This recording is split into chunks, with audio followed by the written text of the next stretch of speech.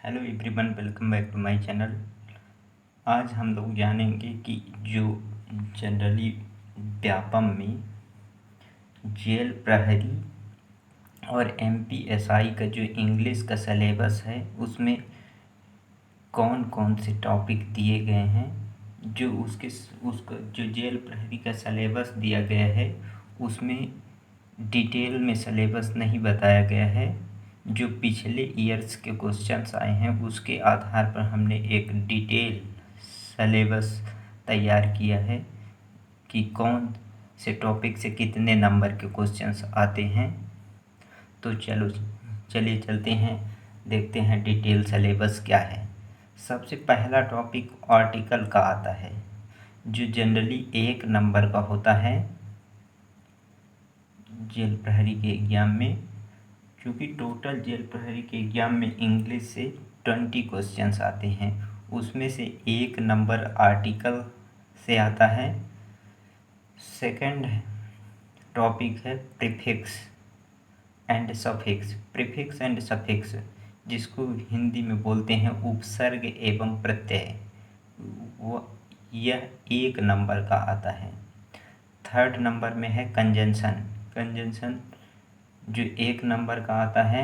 Fourth number में दिया गया है जो प्रीपोजिशन है, यह भी जनरली 1 नंबर का आता है। जैसे इन का यूज कहाँ होगा, ऑन का यूज कहाँ पे होगा, अपॉन का यूज कहाँ पे होगा, ETC। फिफ्थ नंबर में दिया गया है डिटर्मिनर्स, जैसे सम, एनी, मैनी, ये 1 नंबर का आता है। कोई भी एक डिटर्मिनर्स देगा जिसको हमको करेक्ट फिलअप करना होगा। 6 नंबर पे टेंस आता है जो जो जनरली सेंटेंस ट्रांसफॉर्मेशन के नाम से होगा, जो टेंस के अंतर्गत आता है, वह 1 से 2 नंबर का होगा। 7th नंबर में है मॉडल वर्ब, जो 1 नंबर की भी आ सकती है और 2 नंबर की भी आ सकती है। मॉडल वर्ब में जैसे कैन हुआ, कुड हुआ, मे हुआ, माइट हुआ, आट टू हुआ, डेयर हुआ, नीड हुआ, ये सारे मॉडल वर्ब के अंतर्गत आते हैं। इनमें एक सेंटेंस लिखेगा, उसमें से वर्ब को फिलअप करना होगा, मॉडल वर्ब को। 8 नंबर पे है वॉइस। वॉइस में एक्टिव में दिया रहेगा तो उसको पैसिव में चेंज करना होगा, या तो पैसिव में दिया होगा तो उसको एक्टिव में चेंज करना होगा। यह 1 से 2 नंबर का पूछेगा। 9th नंबर में नरेशन आएगा। नरेशन 1 से 2 नंबर का होगा।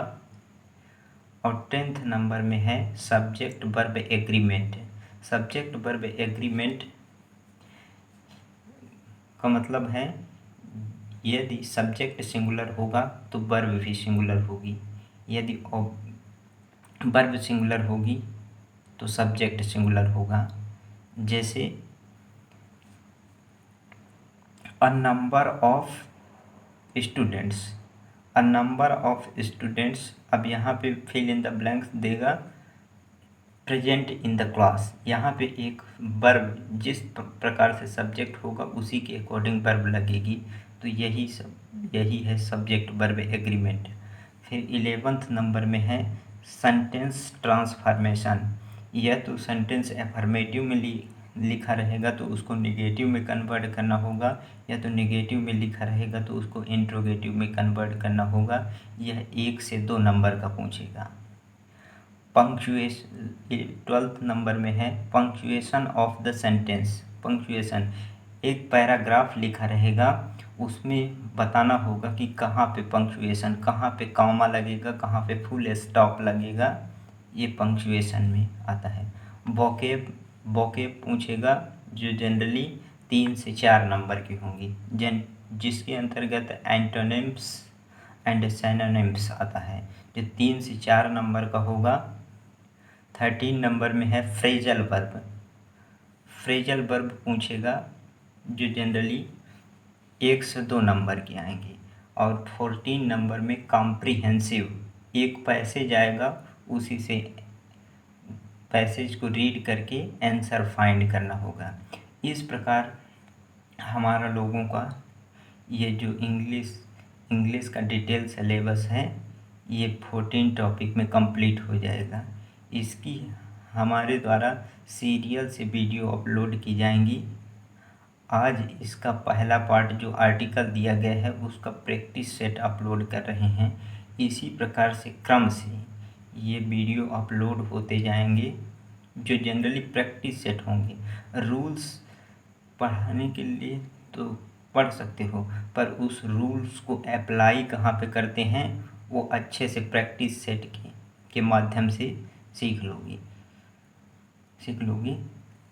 इसलिए इस चैनल को ज़्यादा से ज़्यादा लाइक, शेयर एंड सब्सक्राइब करेंगे ताकि अधिक से अधिक लोगों के पास यह वीडियो पहुंच जाए और इसका लाभ ले सकें। थैंक्स।